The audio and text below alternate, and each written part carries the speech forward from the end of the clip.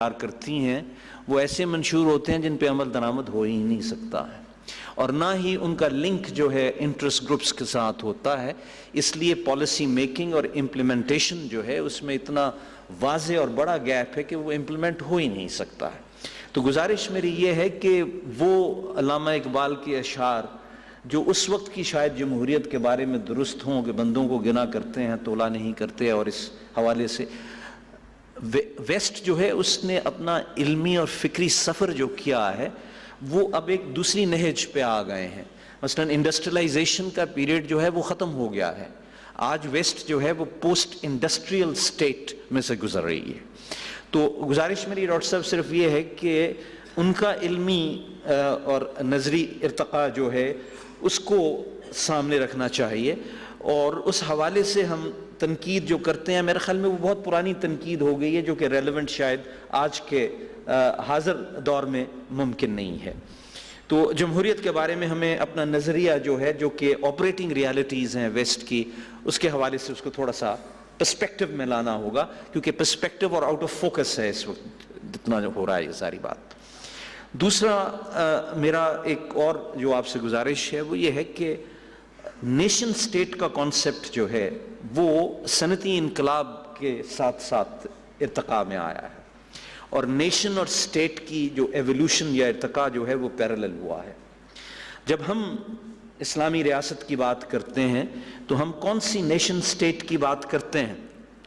ہم کالونیز رہے ہیں، یہاں سٹیٹ پہلے بنی ہے، اور آزادی کے بعد سٹیٹ نے یہ کوشش کی ہے کہ وہ نیشن بنائے. اور جس کی طرف ابھی ذکر کیا میرے سے پہلے مقرر نے کہ پروونسز جو ہیں اور مختلف جو کلچرز ہیں پاکستان میں آباد، ان کو یکجا کس طریقے سے کیا جائے گا؟ یا تو ایڈمنسٹریٹولی آپ کر لیں، یا پولیٹیکلی کر لیں، یا ریلیجسلی کر لیں. گزارش میری یہ ہے کہ یہ مشکل کام ہے، اور سٹیٹ اگر یہ کام کرنے لگ پڑے گی کہ وہ ایک نیشن بنائے اور لوگوں کی جو فطری چیزیں ہیں ان کو دبائے، تو اس سے مسائل زیادہ پیدا ہو جائیں گے. ہمارا تجربہ رہا ہے، ہم نے 1955 میں 1 یونٹ بنایا تھا administratively to deal with the East Pakistanis, the Bengalis. اچھا، وہ ایکسپیریمنٹ 1969 تک چلا تھا، فیل ہو گیا تھا. اس کے بعد بنگلہ دیش بن گیا، اور ہم جو باقی رہ گئے ہیں وہاں ایتھنیسٹی کا پرابلم جو ہے وہ زیادہ شدت کے ساتھ ابھرا ہے. تو سوال یہ ہے کہ لوگوں کی جو سوشو پولیٹیکل اکنامک نیڈز ہیں ان کو آپ کسی ایک چیز کے ذریعے امپوز کر کے حل کر سکتے ہیں، یا ایک فطری طریقے سے وہ آزادی دیکھ کے اور وہ انٹریکشن مہیا کر کے جس سے کہ ایک فطری ارتقاء جو ہے وہ ممکن. آف کورس ڈائریکشنز دی جا سکتی ہیں، علمی نظری رہنمائی کی جا سکتی ہے، لیکن یہ تھوڑا سا جو امپوزیشن کا مسئلہ ہے یہ ہمارا تجربہ کوئی خوشگوار پاکستان میں نہیں رہا ہے. اور ڈاکٹر صاحب سے بڑی مؤدبانہ گزارش آخری جو کرنا چاہتا ہوں وہ یہ ہے کہ آپ نے امریکہ کے نظام کو قریب بیان کیا ہے، تو لیکن اس کے ساتھ ساتھ جب آپ نے خلافت راشدہ کی بات کی ہے تو اس کو یونٹری سسٹم کہا ہے، سینٹرل سسٹم کہا ہے. لیکن امریکہ جو ہے اس میں فیڈرل سسٹم ہے آف گورنمنٹ، جہاں کے جیسے انہوں نے خود ہی فرمایا کہ اٹانومی جو ہے اسٹیٹس کی وہ بہت زیادہ ہے، بہت زیادہ ہے. اور انہوں نے مثالیں بھی دی ہیں کہ ٹیکسز کس طرح نیو یارک میں ہیں اور نیو جرسی میں نہیں ہے. مطلب that is the extent of freedom that the states enjoy under the constitution. تو سوال یہ ہے کہ اگر ہم نے اس قسم کا امریکن نظام لانا ہے تو پھر فیڈرل سسٹم تو نہیں ہو سکے گا.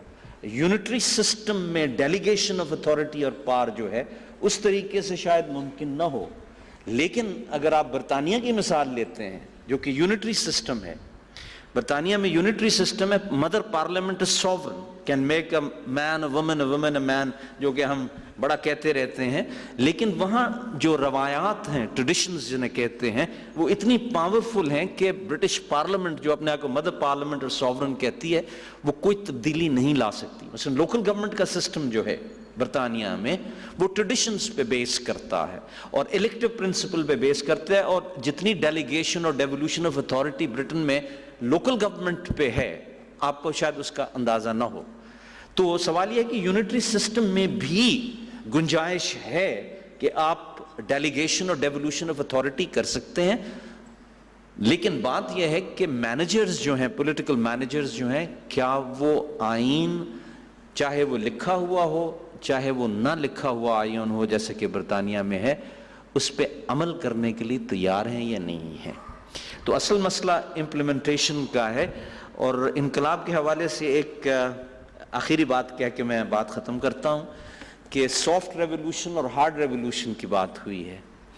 میری گزارش یہ ہے کہ جن خطوں اور علاقوں میں انگریز نے حکومت کی ہے، برٹش ایڈمنسٹرڈ کالونیز، وہاں انقلاب 1945 کے بعد کسی جگہ نہیں آیا ہے۔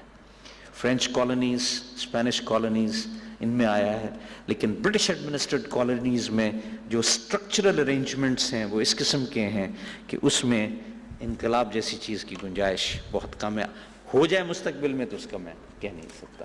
بہت بہت شکریہ آپ کی دعوت کا اور سننے کا۔ Thank you.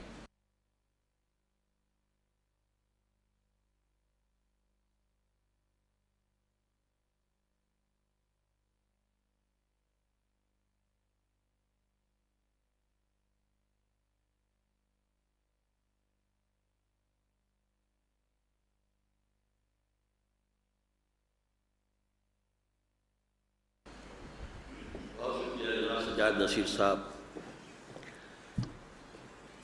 جو باتیں آپ نے ارشاد فرمائی ہیں، میرا یہ خیال ہے کہ بنیادی طور پر وہ میری گفتگو میں موجود تھیں۔ میں بھی یہ سمجھتا ہوں کہ جمہوریت میں جو ارتقاء کا عمل چل رہا ہے، میں نے جو مثال دی تھی دائرے کے اندر امر و ہم میں، جو بھی highest norms and values of democracy نوع انسانی اختیار کر سکے، جہاں تک پہنچ سکے، اس کو اسلام جو ہے اپنے سسٹم میں انکارپوریٹ کر لے گا، سوائے اس کے کہ وہ دائرہ جو ہے وہ موجود رہے گا کہ no legislation can be done repugnant to the Quran and the Sunnah. یہ نہیں ہو سکتا کہ 1918 میں تو شراب پر پابندی لگا دی جائے امریکہ میں، اور 1933 میں اس کو جائز قرار دیا جائے۔ اگر کوئی شے حرام ہے تو وہ حرام رہے گی، وہ ضرور قرآن حرام رہے گی، اس کو کوئی پارلیمنٹ حلال نہیں کر سکتی۔ کوئی شے حلال ہے تو حلال رہے گی، اسے کوئی پارلیمنٹ حرام نہیں کر سکتی۔ تو یہ جو تحلیل اور تحریم کا ہے، یہ اختیار اللہ کا ہے، اللہ کے رسول کا ہے۔ باقی معاملات کے اندر آپ جو بھی بہتر سے بہتر ڈیموکریسی ممکن ہو، امریکہ کی ڈیموکریسی کو یہ بھی کہا جاتا ہے کہ وہ تو ایک کیپٹلسٹک ڈکٹیٹرشپ ہے، ڈکٹیٹرشپ آف دی کیپٹلسٹ۔ جو بھی کہا جائے، مختلف اس کی شارٹ کمنگز ہیں ہر جگہ کی، لیکن جہاں تک بھی ایوولوشن ہوا ہے اس کے بہترین ثمرات کو ہم انکارپوریٹ کر سکتے ہیں۔ برطانوی نظام جو ہے اس کے اندر وہ سنویت ہے، وہ اپنی بادشاہی روایات کو قائم رکھنے کے لیے پارلیمانی نظام کو لے کر چل رہے ہیں کہ ہیڈ آف دی اسٹیٹ جو ہے وہ بادشاہ یا کوئن ہے، اور ہیڈ آف دی گورنمنٹ جو ہے پرائم منسٹر ہے۔ یہ سنویت جو ہے یہ واقعتاً بہت غلط شے ہے، اور اس کے اعتبار سے امریکی نظام جو ہے میرے نزدیک وہ جو ایولیوشن ہے اس کی ہائر سٹیج پر ہے، جس میں یہ سنویت ختم ہو جاتے ہیں، اور جوڈیشری کو اور ایگزیکٹو کو، لیجسلیچر کو واقعہ یہ کہ میکسیمم جتنا ایک دوسرے سے علیحدہ کر دیا گیا ہے وہ امریکی نظام میں۔ باقی چونکہ شاہ صاحب نے اختلاف کیا تھا اسے یونٹری نظام، میرے نزدیک جس چیز کو آپ کلچرز کا معاملہ کہہ رہے ہیں، میرے نزدیک بھی ان کی اہمیت ہے۔